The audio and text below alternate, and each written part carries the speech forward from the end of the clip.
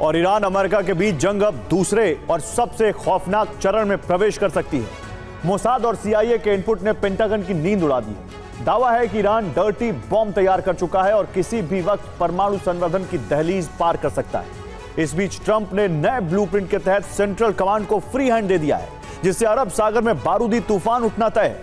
America का लक्ष्य अब केवल होर्मुज नहीं बल्कि ईरान के यूरेनियम ठिकानों पर कब्जा करना है।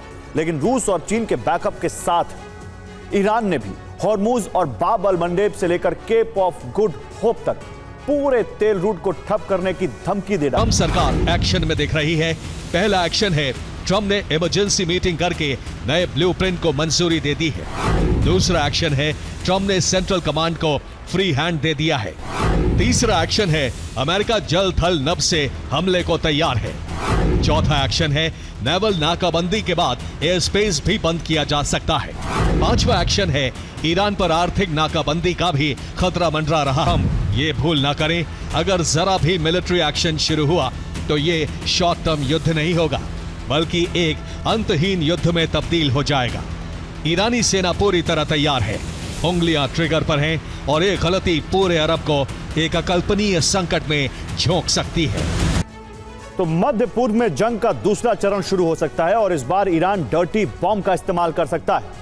डर्टी बॉम्ब के विस्फोट से 0 से 500 मीटर तक अति संवेदनशील इलाका आता है, जिसमें 1000 लोगों की मौत हो सकती है। इसमें दुबई उसका प्राइम टारगेट हो सकता है। दुबई में ईरान डर्टी बॉम्ब से हमला कर सकता है। इससे आगे संवेदनशील क्षेत्र आता है जो 500 मीटर से 1 किलोमीटर तक है, जहां 5000 से ज्यादा लोग घायल हो सकते हैं। इससे आगे रेडियोधर्मी क्षेत्र आता है जो 1 किलोमीटर से 10 किलोमीटर तक हो सकता है। इस जोन में 10,000 लोगों पर प्रभाव पड़ सकता है, वो गंभीर रूप से बीमार पड़ सकते हैं। ईरान सबसे पहले बुर्ज खलीफा के पास हमला कर सकता है, जिससे टूरिज्म ठप पड़ जाए। डर्टी बॉम्ब के हमले में सैकड़ों लोगों की मौत हो सकती है। क्या ईरान ने कोई कम क्षमता वाला टैक्टिकल न्यूक्लियर वॉरहेड तैयार कर लिया है और उसकी कंपैटिबल डिलीवरी व्हीकल भी बना लिया है, जिससे वो अमेरिका के एक्शन लेने से पहले ही हमला करके।